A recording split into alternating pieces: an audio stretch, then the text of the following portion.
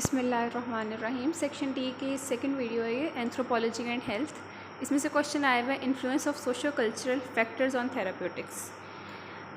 Social cultural के basically हम chapter जो करें ना anthropology, okay for God first video मैंने आपको बताया नहीं कि एंथ्रोपोलॉजी होता है क्या है, इसकी डेफिनेशन आपने याद करनी है। बिल्कुल सेक्शन ए में मैंने आपको वैसे एक्सप्लेन किया था कि एंथ्रोपोलॉजी क्या है। अब उसकी डेफिनेशन क्या है? Anthropology is the study of evolution of civilizations, their social characteristics, languages, cultures and way of life. Simple words में हम कहें तो हर जगह के रस्म व रवाज मुख्तलिफ होते हैं। उन सारों को स्टडी उन रस्म व रवाज जो होते हैं उनको स्टडी करना, और जो एवोल्यूशन हुई है सिविलाइजेशंस में, उनके सोशल कैरेक्टरिस्टिक्स, उनकी ज़ुबान, उनके रहने सहने का जो तरीका है, उस सारी की स्टडी को हम कहते हैं एंथ्रोपोलॉजी। तो एंथ्रोपोलॉजी की डेफिनेशन है, इसको आपने याद करना है। अभी तक कुछ डेफिनेशंस मैंने आपको बताई याद करने वाली, जैसे इंफॉर्मेशनल केयर की डेफिनेशन याद करनी है आपने, उससे पहले बिहेवियरल साइंसेस की याद करनी है, अब एंथ्रोपोलॉजी की आई है। और एक और डेफिनेशन आई थी, वर्ड बाय वर्ड करनी थी, जो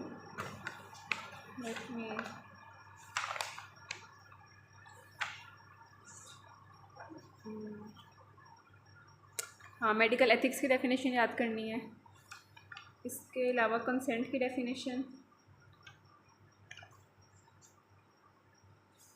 बस ये वाली अभी तक ये डेफिनेशंस आई हैं जो आपने एज इट इज़ याद करनी है। और जो ट्रांसफेरेंस, काउंटर ट्रांसफेरेंस और डिपेंडेंस वगैरह जो सारे पॉइंट्स बताए थे सेक्शन बी में, उनकी भी डेफिनेशंस आपने याद करनी है। अच्छा, नेक्स्ट इसका क्वेश्चन क्या था कि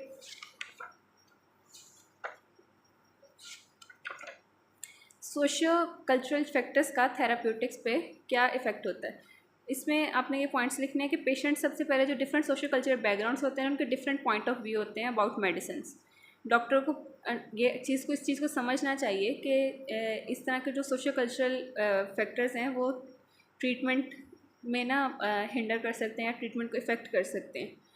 तो बहुत से पेशेंट्स का ये बहुत स्ट्रॉन्ग व्यू होते हैं इंजेक्शन के रिगार्डिंग के। डिफरेंट कल्चर्स में ना इंजेक्शन को ना कोरिलेट किया जाता है कि उनसे बहुत ड्रामेटिक रिजल्ट्स होंगे, और they denote them as the last stage of treatment. उनके मुताबिक इंजेक्शन को ना बहुत सीरियस कंडीशन में लगाया जाता है, और इसके बड़े कोई ड्रामेटिक से या फिर इस टाइप के रिजल्ट्स होते हैं कि वो उसको समझते ऐसे हैं कि अगर इंजेक्शन लगाएंगे तो बहुत सीवियर कंडीशन है, तो इसलिए वो नॉर्मल इंजेक्शंस नहीं लगवाते। तो अगर कोई पेशेंट इस तरह के बैकग्राउंड से आया तो आपको ना उसकी जो है उसकी साइकी को समझना चाहिए और अकॉर्डिंगली उसको ट्रीट करना है। Some people have traditional concept about तासीर of medicine is considered as hot and cold. ये तो चीज़ आपने बहुत अपने सराउंडिंग में भी सुनी होगी कि अक्सर लोग कहते हैं कि ये दवाई ठंडी है, ये दवाई गर्म है, दवाई की तासीर की बात करते हैं। तो ये बहुत ट्रेडिशनल सा कंसेप्ट है। उसके बाद जो एशियन रेसेस हैं, यानी एशिया के जो लोग हैं, उनको यूरोपियन या वेस्टर्न काउंटर पार्ट्स की निस्बत कम डोज लगती है। ये भी हमारे सोशो कल्चरल या एंथ्रोपोलॉजिक फैक्टर्स हैं कि ये लोकेशन वाइज इनको लो डोज चाहिए होती है एशिया के लोगों को as compare to western people. Some patients require full information या education about their treatment procedure and others require just few. तो हम बात कर रहे थे कि कुछ पेशेंट्स को ना फुल इन्फॉर्मेशन या एजुकेशन चाहिए होती है अपने ट्रीटमेंट प्रोसीजर से रेलिवेंट्स, और कुछ लोग बस डॉक्टर के कुछ अल्फाज सुन के वो ट्रीटमेंट से एडहेयर हो रहते हैं, यानी उनको तसल्ली हो जाती है। और सो ये चीज़ भी ना ट्रीटमेंट को इफेक्ट करती है कि अगर एक इंसान को ज़्यादा नॉलेज चाहिए तो ज़्यादा इन्फॉर्मेशन लेगा, और कुछ लोग होते हैं जो भी उनको कहा जाए ना फ़ौरन एडहेयर कर देते हैं। ट्रीटमेंट एडहेरेंस वगैरह ऊपर पड़ा था, उसमें भी ये था कि जो डॉक्टर पेशेंट ट्रस्ट है ना बहुत ज़रूरी है कि जो पेशेंट डॉक्टर पर ट्रस्ट करेगा वो उसकी बात को जल्दी मान लेगा। फिर stigmatism require careful attention by the doctor. Stigmatism क्या है कि कुछ चीज़ों को स्टिग्मा कंसीडर किया जाता है हमारी सोसाइटी में कि लोग उनसे मुतालिक बात नहीं करना चाहते, बात करते हुए हेजिटेट करते हैं। तो वो स्टिग्मेटिज्म को भी डॉक्टर को केयरफुली उसको अटेंशन देनी चाहिए। अच्छा, स्टिग्मा का ना अलग से टॉपिक भी है, हमें ये आया था सेंडअप्स में। इसमें क्वेश्चन मैं आपको दिखाती हूँ। स्टिग्मा क्या होता है, इसकी डेफिनेशन आपने याद करनी है। Stigma is defined as a mark of disgrace और हैविंग अ शेमफुल डिफरेंस। ये इसकी डेफिनेशन है। अब स्टिग्मा में लोग क्या कौन सी चीज़ें आती है जिसको एज अ स्टिग्मा कंसिडर किया जाता है? इनफर्टिलिटी हो किसी को, या फिर मेंस्ट्रुएशन में डिले हो जाए, या किसी किस्म की कोई कंजेनिटल मेलफॉर्मेशन है या फिजिकल डिफॉर्मिटी है, इन सारों को ना एक स्टिग्मा कंसिडर किया जाता है कि लोगों को लगता है कि पता नहीं ये बहुत इनके अंदर अगर ये करेक्ट ये चीज़ है तो बहुत ही कोई शर्मनाक बात है, या फिर उनके लिए ये मार्क ऑफ डिसग्रेस है। तो इन सारी चीज़ों को आपने रखना है माइंड में।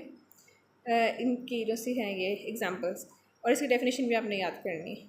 ये हमें सेंडअप में आई थी। उसके बाद बाकी सारी तो यही है क्या, common example of this public stigma against the mentally ill due to association of mental illness with violence. अब कोई मेंटली इल बंदा है तो वो मुआशरे में उसको भी एक स्टिग्मा कंसीडर किया जाता है। उनको लगता है कि जो भी कोई मेंटली इल होगा वो बहुत ही वायलेंट होगा और वो कोई भी किसी किस्म की कोई एग्रेसिव एक्टिविटी कर सकता है। अगर किसी चीज़ को स्टिग्मा कंसीडर किया जाता है ना, तो लोग उसको वैसे ही as a mark of disgrace या शेमफुल डिफरेंस कंसीडर करते हैं। शेमफुल डिफरेंस का मतलब है कि उनके अंदर ये चीज़ है और बाकी लोगों में नहीं, तो वो उनको लगता है कि बाकियों से ना उनके में जो चीज़ें डिफरेंट है ये बहुत शेमफुल है। तो इसलिए ये शेमफुल डिफरेंस भी इसे कहते हैं। स्टिग्मा ना डिटेक्शन ऑफ इलनेस को बहुत डिले कर सकता है कि लोग जाएंगे नहीं डॉक्टर के पास या किसी को बताएंगे ही नहीं। अब इसको स्टिग्मा को ख़त्म कैसे करना है कि आपने उनके खिलाफ अवेयरनेस रेज़ करनी है।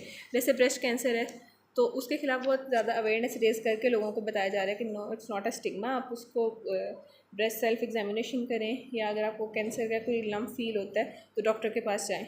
इस तरह हम स्टिग्मा को कम कर सकते हैं सोसाइटी से। उसके बाद नेक्स्ट आता है question, two middle aged man are admitted in a hospital ward having liver illness. One of them is illiterate but has strong religious practices. Which of them has better prognosis and why? दो लोग hospital admit हुए हैं, उनमें से एक illiterate है लेकिन उसका ना रिलीजियस बिलीफ बहुत स्ट्रॉन्ग है।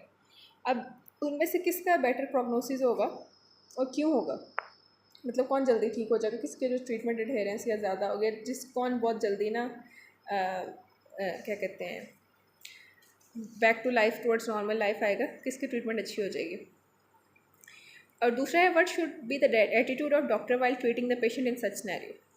अब जब प्रोग्नोसिस होता है, रिलीजियस बिलीफ जिस पेशेंट का स्ट्रॉन्ग होगा ना उसका बेटर होगा, क्योंकि उसको ना वो recovering from illness not only depends upon medication but also the psychological factors. अब ये चीज़ तो मैं इतनी बार सॉरी डिफरेंट वीडियोस में रिपीट कर चुकी हूँ।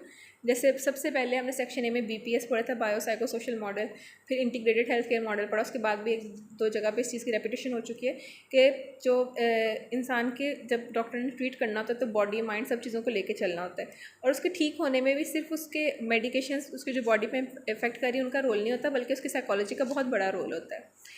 अब साइकोलॉजिकल फैक्टर्स क्योंकि एक मेजर रोल प्ले करते हैं, तो जो जिस इंसान के रिलीजियस बिलीफ बहुत स्ट्रॉन्ग है वो अल्लाह ताला पे यकीन रखेगा। उसे यकीन होगा कि जो भी कुछ होता है वो भले के लिए होता है, और उसको अल्लाह पे ये भी भरोसा होगा कि वो ना उसे जल्दी ठीक कर देगा, अल्लाह पाक उसे जल्दी ठीक कर देगा। उसे उस चीज़ का फर्म बिलीफ होगा, और ये होती है विल पावर। विल पावर आधी बीमारी को, इंसान की आधी बीमारी को वो ठीक कर देती है। तो वो इंसान बेशक वो इलिटरेट है लेकिन उसका स्ट्रॉन्ग रिलीजियस बिलीफ है तो वो जल्दी रिकवर कर जाएगा, उसमें बेटर प्रोग्नोसिस इफेक्ट होगा। उसके अलावा रिसर्च ने ये भी प्रूव किया है कि जो रिलीजियस एटीट्यूड होते हैं ना उनका प्रोटेक्टिव इफेक्ट होता है ऑन मेंटल हेल्थ, तो ऐसा इंसान जल्दी रिकवर कर जाएगा। अब इसी बात को थोड़ा इंग्लिश में एक्सप्लेन किया हुआ है, उसको आपने ऐसे लिख देना।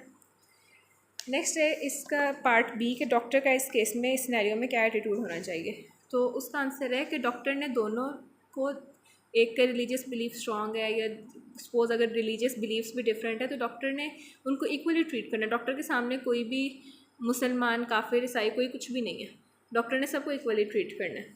There religious status should not effect the doctors treatment and his attitude. So that was all about anthropology and health. अब इसमें जो नेक्स्ट है कल्चर, ये क्वेश्चन लंबा है तो मैं इसको नेक्स्ट वीडियो में एक्सप्लेन करती हूँ।